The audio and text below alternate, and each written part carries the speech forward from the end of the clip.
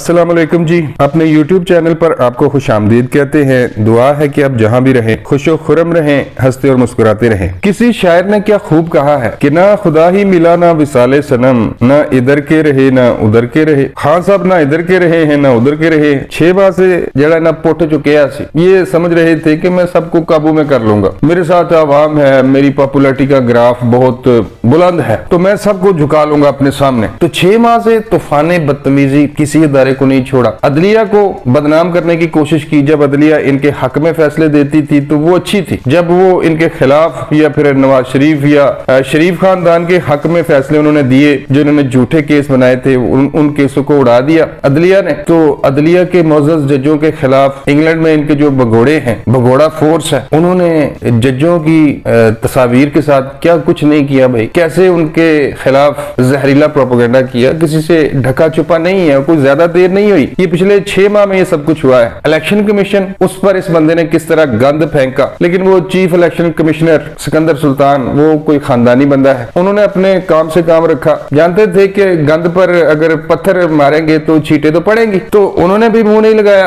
उन्होंने कहा कि जो उगलता है इसे उगलने दें। बाद में मिलिट्री एस्टेब्लिशमेंट के पीछे पड़ गया हाथ धोकर कि नहीं जी मुझे क्यों उतारा। और भाई उन्होंने थोड़ी उतारा था आपको, उन्होंने सिर्फ 4 साल तक जो आपके सर पर हाथ रखा था वो उठा लिया था कि नहीं जी खान साहब अब दौड़ अपनी अपनी। तो 6 माह से जिस मिलिट्री एस्टेब्लिशमेंट को ये गद्दार कह रहे थे, भाई ये मेरे अल्फाज नहीं है, ये खान साहब का जो सोशल मीडिया सेल है उसने पाक फौज के जो सिपा सलार हैं जनरल कमर जावेद बाजवा साहब, उनके खिलाफ क्या कुछ नहीं किया। पाक फौज के शोहदा के खिलाफ गंदी जुबान इस्तेमाल की। कभी आपने सुना था पाकिस्तान की 75 साल तारीख में किसी को इतनी जुर्रत हुई थी? अखलाकी तौर पर कोई इतना कैसे गिर सकता है कि जो शहीद है उसके खिलाफ सोशल मीडिया पर गंदे ट्रेंड चलाए, और वो भी भारत और इजराइल के साथ मिलकर। मकसद इनका क्या था? मकसद ये था कि इदारों को अपने सामने झुकाया जाए और इदारे मजबूर हो जाएं और इमरान खान साहब को ये कहें कि नहीं जी खान साहब आपकी पॉपुलरिटी का ग्राफ बहुत बुलंद है, आप बहुत पॉपुलर लीडर हैं, तो लिहाजा हमें माफ कर दें, आप दोबारा वज़ीर आज़म बन जाएं। लेकिन उन्होंने ऐसा नहीं किया, उन्होंने भी सब्र का दामन नहीं छोड़ा। ये बंदा अपने मकसद के लिए, अपने फायदे के लिए किसी भी हद तक जा सकता है। और इनका जो सोशल मीडिया है, 6 माह से जिस बंदे को ये गद्दार कह रहे थे, जो कि गलत कर रहे थे, पाकिस्तान आर्मी का जो सिपा सलार है वो पाकिस्तान की शान होता है। आज पाकिस्तान के अवाम आराम चैन से सोते हैं तो भाई इसके पीछे मिलिट्री है। अगर हमारी फौज मजबूत ना हो तो भारत तो भाई हमें कच्चा चबा जाए। कि ये अल्लाह ताला के खास फजलो करम के बाद एक फौज ऐसा इदारा है जिसने दुश्मनों को रोक कर रखा हुआ है। तो जिस सिपा सलार को ये कल तक उनके खिलाफ बकवास कर रहे थे, GHQ की जानब से समरी में थोड़ी ताखीर हुई। पहले जो समरी भेजी जाती थी वज़ीर आज़म को 5 या 6 नाम होते थे कि आप नए आर्मी चीफ की सिलेक्शन करें, उस समरी में थोड़ी सी ताखीर हुई, थोड़ी सी देरी होगी। कहा जाता है कि एस्टेब्लिशमेंट और हुकूमत के दरमियान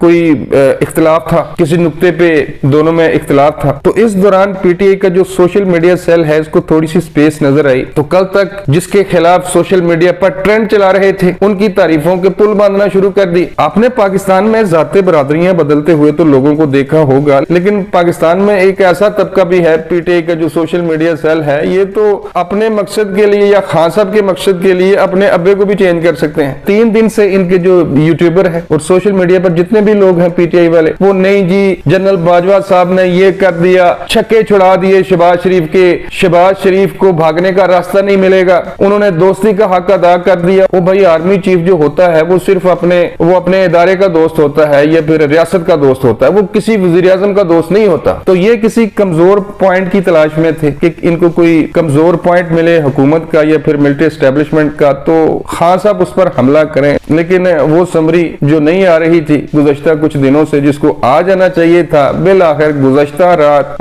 तकरीबन 12:30 से 1 बजे के दरमियान GHQ की जानब से 6 नामों पर मुश्तमिल समरी वज़ीर आज़म को भेज दी गई, और जिसमें पाकिस्तान मिलिट्री के 6 इंतहाई प्रोफेशनल काबिल तरीन जर्नैल हैं। अब वज़ीर आज़म की स्वाबदीद है कि वो फैसला करें, चाहे वो आसिम मुनीर साहब को बना दें, फैज हमीद साहब को बना दें पाकिस्तान का सिपा सलार, तो हमें उस जनरल को पाकिस्तान के आर्मी चीफ के तौर पर देखना चाहिए। ये नहीं कि अगर जनरल फैज हमीद साहब को शहबाज शरीफ साहब आर्मी चीफ बना देते हैं तो नून लीग वाले उस पर एतराज करें, या फिर अगर आसिम मासूम मुनीर साहब को बना देते हैं तो पीटीआई वाले उनके खिलाफ जहर उगलना शुरू कर दें। ऐसा नहीं होना चाहिए, जो कि बदकिस्मती से पिछले 6 माह से ये जारी था कि पाक फौज के सिपा सलार जनरल बाजवा साहब की कोई गलती नहीं थी जनाब। उनकी जो गलती थी वो उन्होंने मान ली कि नहीं जी अब हम मुदाखलत नहीं करेंगे, हम न्यूट्रल हो गए हैं। भाई एक मिसाल है, वो धोबी वाली मिसाल भी आपके सामने है, लेकिन वो कहनी नहीं चाहिए, बंदे को खुद थोड़ी सी शर्म होनी चाहिए। तो 6 माह से खान साहब जो कुछ कर रहे थे इनके हाथ